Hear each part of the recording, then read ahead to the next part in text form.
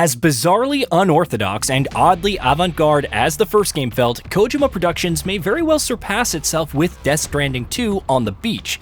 It has everything that fans of director Hideo Kojima could want. Luca Marinelli looking like a dead ringer for Solid Snake, and the DHV Magellan integrating with a massive BT to form the Metal Gear-like Magellan Man. Perhaps most importantly, however, it also has a release date. June 26th for PS5, with pre-orders kicking off on March 17th. Legally entering our country on multiple occasions. The only thing that I'm guilty of is doing your dirty work. And by way of compensation, we have overlooked your crimes. Ignoring all the Metal Gear inspirations, there's plenty of weird stuff happening in the latest 10-minute trailer, which meticulously balances spoilers with a distinct lack of context. We saw more of Fragile attempting to escape with Lou, but not what happened to the latter, or how Sam will inevitably reunite with her. Tar Man is missing a hand at some point, raising concerns about how much tar and how much man he really is. Tomorrow is seemingly synchronizing with Higgs in an unknown manner, perhaps further hinting at her Doom's condition.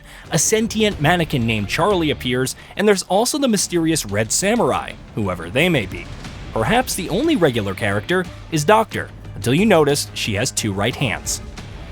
Of course, none of that even begins to scratch the surface of what's happening visually. Death Stranding was one of the best-looking games ever made, even when it launched on the PS4 in 2019. It's a testament to the Decima engine scalability that it looked even better on the PS5 and PC. However, Death Stranding 2 on the beach is on another scale entirely. This thing between us, it was a mistake. No, it was not a mistake. It was not a mistake. Though it's still in progress and things could change significantly, especially with the performance and resolution, especially since graphical modes have yet to be detailed, the trailer is a trove of gorgeous highlights and scenes. The lighting and shadows from the opening scene look incredible, and ambient occlusion is notable throughout the trailer.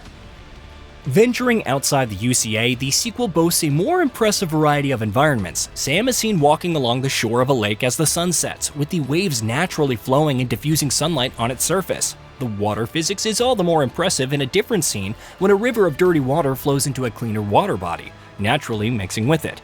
More violent instances of this are apparent during the fights with BTs, and it's satisfying to see the difference in viscosity that tar possesses in some scenes.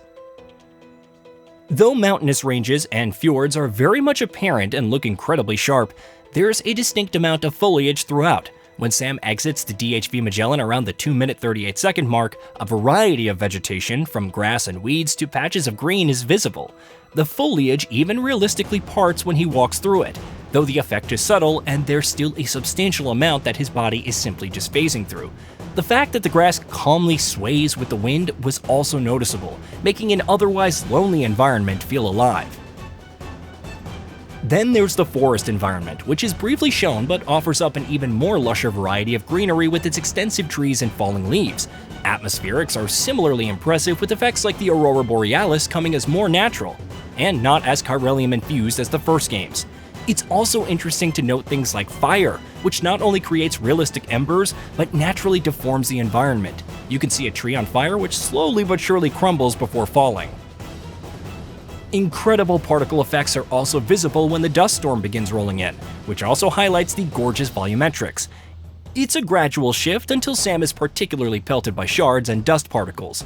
Even the lightning hitting the car looks sharp, kicking up some sparks in a brief but brilliant flash. However, this scene also highlights some oddities in the visuals, which should be ironed out by launch time. Though the vehicles are covered in dust, some of their textures look a little muddy and not quite as crisp when the camera gets closer. You also can't see Sam's reflection in the car's windows. Perhaps this is due to the perspective, the dust covering the windows, or some combination of the two. You'll also notice per-object motion blur, especially during the scenes with fast-moving vehicles. It's not like Death Stranding 2 isn't capable of sharp-looking reflections. That one scene where Neil's face is reflected in the glass looks clear and distinct. Then again, that is a cutscene, so perhaps the effect is subdued during gameplay. Neither Kojima Productions nor Sony has confirmed if there's ray tracing. Based on the trailer, it's difficult to really point to any specific use of it, especially for the ambient occlusion and reflections.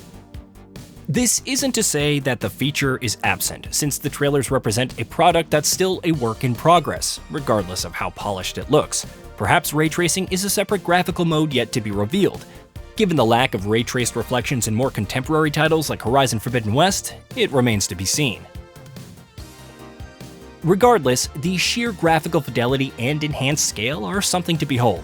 My particular favorite scene is the one where two giant BTs are battling it out, while Sam peppers one of them from the ground with bullets.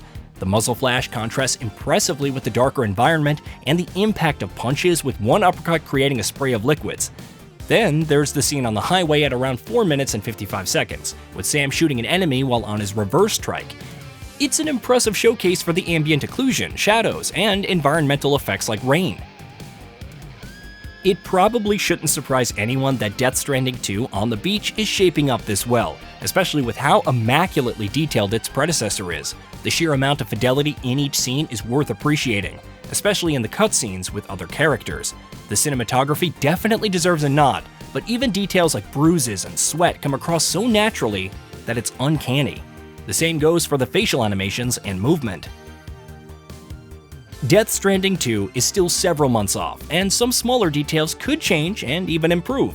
However, when it comes to the overall artistic vision and fidelity that Kojima Productions is going for, it looks set to compete with the best-looking titles of this generation, if not set its own benchmark in aesthetics. Time, as always, will tell, and we're keen to see what kind of performance and resolution parameters all this brilliance entails. Hey, did you know that we at GamingBolt upload new videos every day? Stick around, drop a like, subscribe, and hit that bell, and let us know what kind of content you'd like to see in the future with a comment below.